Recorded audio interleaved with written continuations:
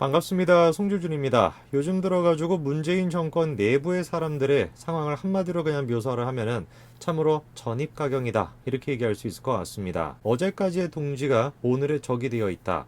옛말이지만 현재 지금 문재인 정부에서 그대로 나타나고 있는 모습이죠. 한때는 정말 한 팀으로 대한민국을 들었다 놨다 했었던 낙곰수의 멤버인 김용민 씨와 주진우 기자 사이의 공방이 계속해가지고 이어지고 있습니다.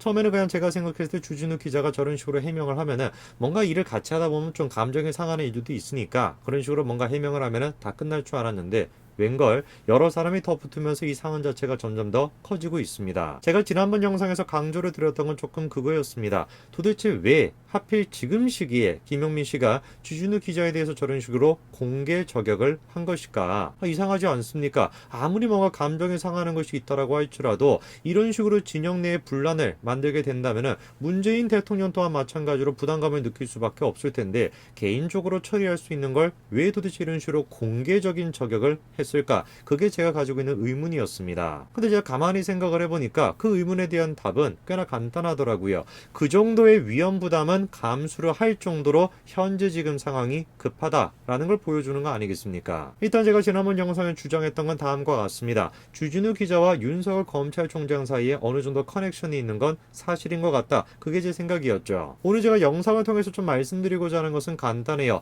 양정철이라고 하는 사람이 정말로 문재인 대통령의 신복일까? 저는 그렇지 않다라고 생각합니다. 오히려 지금 현재 문재인 대통령이 가장 두려워하고 있고 가장 경계하는 인물 중에 한 사람이 바로 양정철이다 라고 하는 게 오늘 제가 영상을 통해서 말씀드리고자 하는 내용입니다. 양정철, 이 사람이 도대체 문재인 대통령에게, 친문 세력에게 어떤 의미를 갖고 있는지 오늘 저는 그 점에 대해서 좀 정리해드리고자 합니다. 같이 한번 보시죠. 자, 우선 일단 먼저 살펴봐야 되는 것이 김용민 씨가 썼던 글부터 좀 다시 한번 보시죠. 이렇게 나와 있습니다. 윤석열 씨가 양정철 씨와 회동할 무렵에 주진우 기자도 그 자리에 합석했습니다. 자, 여러분 혹시 눈치를 채셨습니까? 약간 뭔가 이상한 것이 있죠. 김용민 씨가 지금 주진우 기자와 윤석열 검찰총장과 양정철 씨를 부르는 호칭, 그 호칭을 다시 한번 살펴보십시오. 윤석열 씨가 양정철 씨와 회동할 무렵에 주진우 기자도 아마 양정철에 대해 가지고 반감을 가지고 있지 않았다라고 한다면 김용민 씨는 양정철 씨라고 부르는 것이 아니라 전 민주연구원장 이런 식으로 부르지 않았겠습니까? 해당 내용에 대해서 주진우 기자는 그런 자리가 없었다라고 부인을 했죠. 충성맹세, 건배, 존재하지 않는 장면, 존재하지 않는 말을 누가 보고 들었다라는 것이냐 따져묻기도 했습니다. 그리고 심지어 그런 자리도, 그런 일도 세상에 없었다.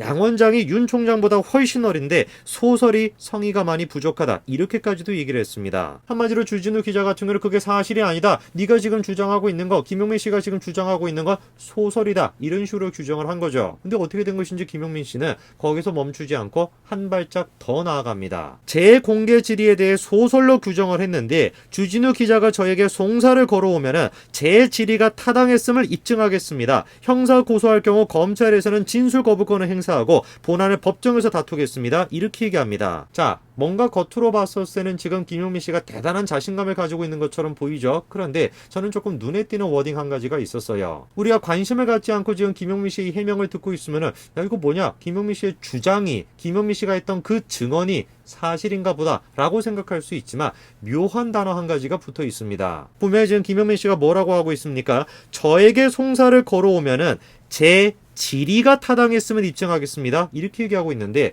질의는 분명히 타당했습니다. 문제가 되는 것은 질의를 했냐 안 했냐가 중요한 것이 아니라 그 지금 제보의 내용이 사실이냐 아니냐, 그게 중요한 것입니다. 만약에 김용민 씨가 정말로 그 제보의 내용에 대해 가지고 자신감이 있었다라고 한다면 제 주장이 사실인지 아닌지 밝히겠다, 그렇게 얘기해야 되는 거 아니겠습니까? 질의가 타당한지 그 얘기를 할 것이 아니라, 즉 한마디로 얘기해서 주진우라고 하는 사람과 양정철 그리고 윤석열 검찰총장 세 사람 사이에 뭔가 커넥션이 있다라고 하는 것을 알리기 위해 가지고 이런 쇼를 하고 있는 거 아닌가, 저는 그런 생각이 듭니다. 자, 이 논란에 지금 뛰어든 사람이 또 있는데 바로 이동영 씨인데 YTN에서 라디오를 지금 진행하고 있죠. 이분의 정치적인 어떤 성향이 궁금하다라고 한다면 다음과 같은 발언을 보신다면은 어느 쪽에 있는 사람이구나 바로 아실 수 있을 거라고 제가 믿습니다. 자, 그런데 이분이 자신의 유튜브 방송을 통해 가지고 다음과 같은 주장을 한 거예요. 윤석열, 주진우, 양정철 모 언론사 기자 4명이 술자리에서 만났고 거기서 성렬이 형 양 원장님에게 충성 맹세해야지.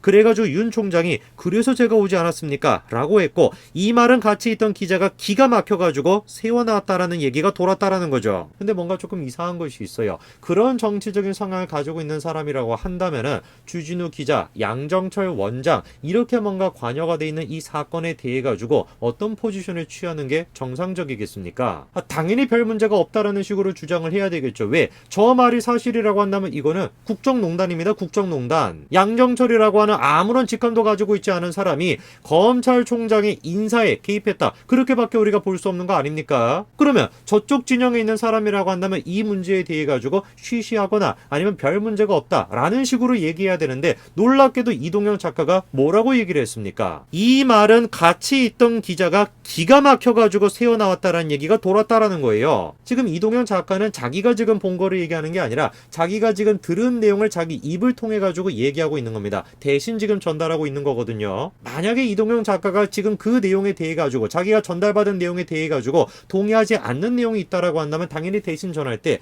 빼거나 편집해가지고 얘기하지 않겠습니까? 근데 지금 뭐라고 전달하고 있는 거예요?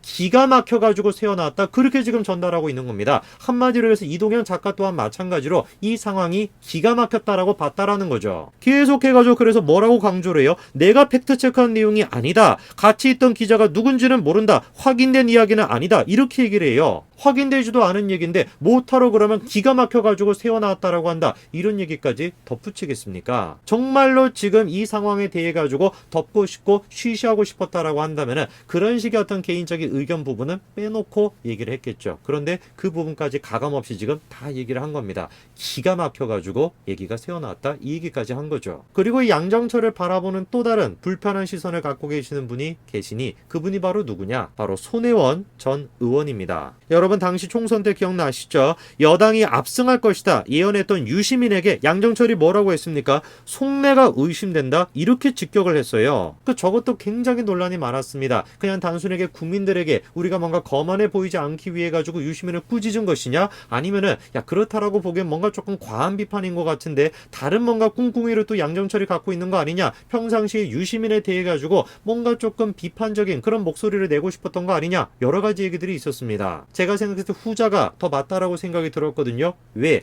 저 양정철의 발언에 대해 가지고 공개적으로 비판한 사람이 바로 누구였기 때문에? 손혜원이 있기 때문에. 손혜원이 뭐라고 했습니까? 이제 유시민 이사장까지 많이 컸다 양정철. 손혜원의 이 발언에 대해서 우리가 좀 곱씹어 봐야 되는 것이 있습니다.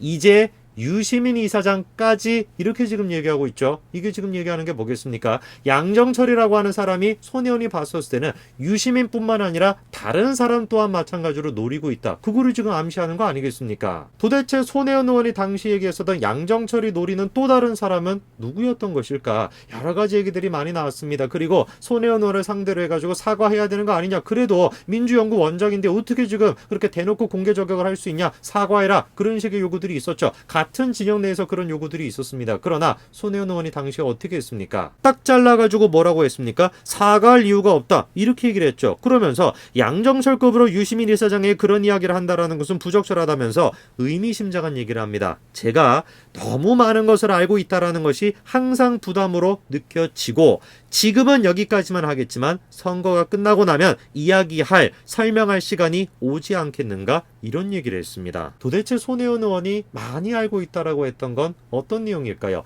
양정철에 대해 가지고 손혜원 씨가 당시 얘기했던 많이 알고 있는 내용이 무엇을 얘기하는 것일까요? 저는 그것이 윤석열 검찰총장과 연결되어 있다라고 생각을 합니다. 저는 지금 이 순간에도 윤석열 검찰총장은 지금 문재인 대통령에 대항하고 있는 그런 그림 아닙니까? 이런 상황에서조차도 윤석열 검찰총장은 양정철 씨와 연결고리가 있을 거라고 저는 생각합니다. 이런 제 생각을 뒷받침해 주는 것이 무엇이냐? 이번에 이제 주진우 씨와 김용민 씨 두 사람 사이에 갈등이 이제 터져 나왔을 때 손혜원 씨도 마찬가지로 껴가지고 뭐라고 얘기했습니까? 주진우를 저격하면서 변명이고 연기 같다라고 얘기했어요. 뭐가 연기 같고 뭐가 지금 변명 같다라는 것입니까? 나는 지금 윤석열 검찰총장과 연결고리가 없다. 그리고 무슨 내가 양정철이랑 윤석열을 연결시켜 주려고 하지 않았다. 라고 하는 그 해명이 변명 같고 연기 같다라는 거 아닙니까? 한마디로 손혜원 씨가 지금 봤었을 때는 현재 지금 이 순간에도 양정철과 윤석열은 연결이 되어 있고 그 사이에 주진우도 있다라고 생각을 하는 것이죠. 그러다 보니까 자기가 지금 대뜸 나서가지고 저런 식으로 공개적으로 주진우를